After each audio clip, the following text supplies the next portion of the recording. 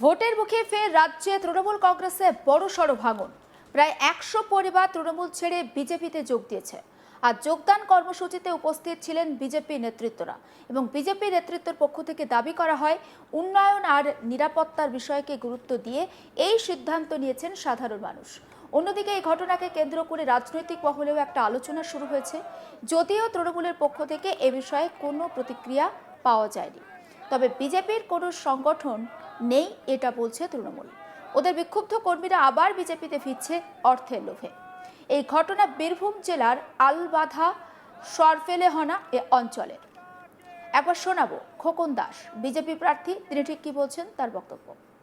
আমরা কথা বলি যে এই 15 বছরের অপশাসন এবং পশ্চিমবঙ্গের যেভাবে দিনের পর দিন এই তৃণমূল কংগ্রেস সরকার যেভাবে অত্যাচার অন্যায় অবিচার করছে মানুষের সাথে,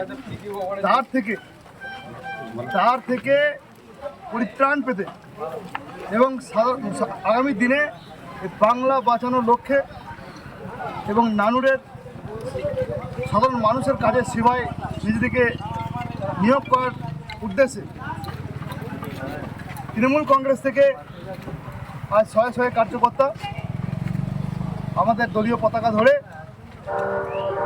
আজকে ভারতীয় জনতা পার্টির সদস্যতা হিসাবে ওনারা যোগদান করছেন। তাই সকলে আমরা বলবো, আমরা ওনাদেরকে স্বাগত জানাবো যে যেভাবে তৃণমূল কংগ্রেসের এই অপচার, মিথ্যাচার, চোর, দুর্নীতিবাজ এই সরকারকে মুক্ত হতে আজকে সরকারওয়ালা আরবান্ধা অঞ্চলের আমাদের অশোক দাস থেকে শুরু করে আমাদের যারা অমর দাস যারা রয়েছেন, তারা যেভাবে আমাদের দলীয় পতাকা ধরে উৎপল দাস, বনমালী দাস, স্বরণ মাল সকলে আমাদের দলীয় পতাকা ধরে আজকের এইখানে ভারতীয় জনতা পার্টির যোগদান করছেন। আমরা সকলে ওনাদেরকে সাদরে স্বাগত জানাচ্ছি এবং যারা যারা মনে করছেন এই তৃণমূল কংগ্রেসের অপশাসন থেকে বাংলাকে বাঁচাতে চান, আসুন আমাদের সাথে এসে আমাদের দলীয় পতাকা ধরে সামনের দিনে বাংলা বাঁচাতে, বাংলাকে বিকশিত বাংলা বানাতে আসুন আমাদের ভারতীয় জনতা পার্টির ছত্রছায়ায়। আমরা সাদরে সবাইকে স্বাগত জানাই। তাই আজকে আমি দলীয় পতাকা আমি অমরদার হাতে তুলে দিচ্ছি এবং অসলদা, ছোটনদা সবার হাতে তুলে দিচ্ছি। আজ থেকে আমরা ওনাদেরকে আমাদের দলের সদস্য হিসেবে আমরা গ্রহণ করব। এছাড়াও একই দিনে মহিষাঢাল গ্রামের বাড়ি বাড়ি গিয়ে জনসংযোগ কর্মসূচি চালানো হয়।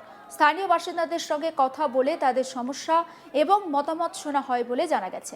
রাজনৈতিক দলের পক্ষ থেকে দাবি, সাধারণ মানুষের সমর্থন এবং আশীর্বাদ তাদের আগামী দিনের কর্মকাণ্ডে গুরুত্বপূর্ণ ভূমিকা নেবে। সমগ্র ঘটনাকে ঘিরে এলাকায় রাজনৈতিক তৎপরতাও বাড়তে দেখা যাচ্ছে। আর এই বিষয়টা নিয়ে আমার কালিক শান্তনু হাজরা তার রিপোর্টে কি তুলে ধরেছেন সেটাও দেখাবো।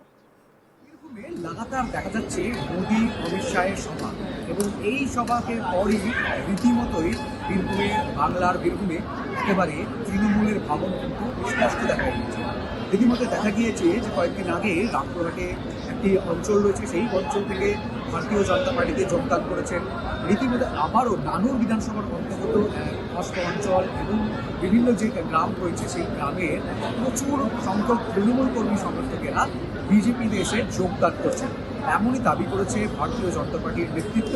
সাথে সাথে এদিন যে নানুর বিধানসভার যে বিজেপি প্রার্থী রয়েছে খোকন দাস, তিনি কিন্তু এই দাবি তুলেছেন এবং তিনি কিন্তু যখন প্রচারে গিয়েছেন, প্রচারে যাওয়ার পর তাকে দেখা গিয়েছে যে মানুষের সাথে জনসংযোগ করছে। সাথে সাথে তিনি কিন্তু রীতিমতোভাবে দেখা গেল যে তার সাথে 100 পরিবার, তৃণমূলের যে পরিবার রয়েছে, তৃণমূলের লোকজন রয়েছে, তারা যারা তৃণমূল সমর্থক ছিলেন তারা কিন্তু একেবারে ভারতীয় জনতা পার্টি যে দলীয় পতাকা, যে পদ্মফুলের যে দলীয় পতাকা ভারতীয় জনতা পার্টি, সেই পতাকা তারা নিজের হাতে তুলে নিলেন এবং তুলে নেওয়ার পর তারা কিন্তু ভারতীয় জনতা পার্টিতে যোগদান করেছেন। এমনটাই জানিয়েছেন নানুর বিধানসভা কেন্দ্রের ভারতীয় জনতা পার্টির প্রার্থী খোকন দাস। তিনি বলছেন এই সরকারের আমলে ভ্রষ্টাচার, দুর্নীতিতে ছিঁড়ে গেছে, তার জন্য সাধারণ মানুষ এবং তৃণমূলের কর্মীদের থেকেও, তৃণমূল সমর্থকদের থেকেও কিন্তু কাটমানি নেওয়া হয়। তিনি আরও বিভিন্ন বিজেপি মহল থেকে কেন তারা এসছে তাদের জন্য বলছেন যে যখন যে আবাস যোজনা রয়েছে সেই আবাস যোজনার বাড়ি যখন তৃণমূল সমর্থক পাচ্ছে, সেই তৃণমূল সমর্থককেও ওই এলাকার অঞ্চলে যে নেতা রয়েছে, ব্লকের নেতা রয়েছে, তাদেরকে কিন্তু কাটমানি মূলত দিতে হয় বলে তাদের অভিযোগ রয়েছে। তারা দলে থাকে বলে দলের বিরুদ্ধে কথা বলতে পারে না, সেই কারণেই দল ত্যাগ করে তারা কিন্তু ভারতীয় জনতা পার্টির যে প্রার্থী রয়েছে তার হাত ধরে দলীয় পতাকা নিয়ে তারা কিন্তু মূলত একেবারে ভারতীয় জনতা পার্টিতে যোগদান করেছে। তবে এই যে ভারতীয় জনতা পার্টির দাবি রয়েছে যে তৃণমূল কর্মী সমর্থকেরা 100টি পরিবার তাদের দলে যোগদান করেছে, যখন এই প্রশ্ন তৃণমূল কংগ্রেস নেতৃত্বকে করা হয়, বীরভূম তৃণমূল কংগ্রেসের নেতৃত্ব তারা কিন্তু স্পষ্ট জানিয়ে দিয়েছে যে এই ভারতীয় জনতা পার্টির কোনো জনসংযোগ নেই। এরা ভোটের সময় আসলেই দেখা যায়, ভোটের সময় এসে এরা যে মিথ্যা একটা গল্প ছলনা শুরু করেছে যে বিজেপিতে যোগদান করছে, অর্থাৎ ওরা তাদেরকে এমনভাবে আক্রমণ করছে যে ওরা এই সময় এই একটা মাস ওদের দলে যত পারে লোক নিয়ে এনে 5ই মের পর তো তৃণমূলের সরকার গঠন করবে, আবার তৃণমূলের লোক তৃণমূলেই ফিরবে। তো এই নিয়ে তাদের কোনো মাথা ব্যথা নেই এমনটাই কিন্তু জানাচ্ছে, এবং বিদ্রুপ কটূক্তির সাথে তৃণমূল কংগ্রেসের তরফ থেকে ভারতীয় জনতা পার্টিকে কিন্তু কটাক্ষ আক্রমণ করছে। তবে ভারতীয় পার্টির তরফ থেকে তৃণমূলের এই অভিযোগকে অস্বীকার বানিয়ে তারা কিন্তু স্পষ্ট জানিয়ে দিচ্ছে যে এইভাবেই কিন্তু তৃণমূলের এক এক করে একেবারে ভারতীয় জনতা পার্টিতে সে যোগদান করবে, এবং ভারতীয় যোগদান করতেই এই একেবারে 2026-এ কিন্তু ভারতীয় জনতা পার্টির সরকার তৈরি হবে। আমরা দেখতেই পেয়েছি এই বীরভূম জেলায় কিন্তু প্রধানমন্ত্রী একটি সভা হয়েছে, সাথে সাথে তারপরেই দেখা গেল যে ভারতীয় জনতা পার্টির যাকে চাণক্য বলা হয় অমিত শাহ, সেই অমিত শাহ ময়ূরেশ্বর বিধানসভার অন্তর্গত কোটাসুরে একটি সভা করেছেন, দুবরাজপুর বিধানসভার অন্তর্গত খয়রাসুরে সভা করেছেন। মূলত এই যে জনসভাগুলো হচ্ছে তার থেকে একেবারে কিন্তু মানুষ যেভাবে বক্তব্য পেশ করছে, তারপরেই কিন্তু তৃণমূল হোক বা অন্যান্য রাজনৈতিক সংগঠনগুলি তারা কিন্তু একেবারে ভারতীয় জনতা পার্টির দিকেই ঝুঁকে পড়ছে। দেখুন, ভোটের মুখে বিভিন্ন রাজনৈতিক দলে ভাঙন লক্ষ্য করা যায়। কোনো রাজনৈতিক দল থেকে হয়তো কোনো মানুষজন তারা অন্য রাজনৈতিক দলে যোগ দেন, আবার অন্য রাজনৈতিক দল থেকে কোনো মানুষজন বিপরীত রাজনৈতিক দলে যোগ দেন।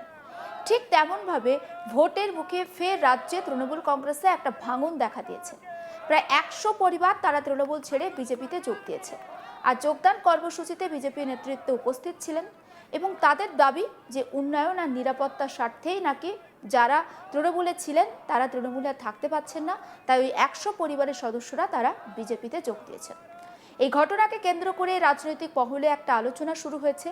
যদিও তৃণমূলের তরফ থেকে এ বিষয়ে কোনো প্রতিক্রিয়া জানানো হয়নি, তবে তারা বলছে যে বিজেপির কোনো সংগঠন নেই, ওরা বিক্ষুব্ধ কর্মী ছিল, তাই আবার তারা বিজেপিতে ফিরে গিয়েছে অর্থের লোভে। আর যে ঘটনার কথা আপনাদের বলছি এটা বীরভূমের ঘটনা, বীরভূমের আলবাধা সর্পেলহনা অঞ্চলের ঘটনা। আর এই ঘটনায় স্বাভাবিকভাবেই একটা রাজনৈতিক প্রতিক্রিয়া বা রাজনৈতিক চাপানোতরও শুরু হয়েছে। সমস্ত আপডেটের জন্য নজর রাখুন আজ তাক বাংলায়, সাবস্ক্রাইব করতে ভুলবেন না।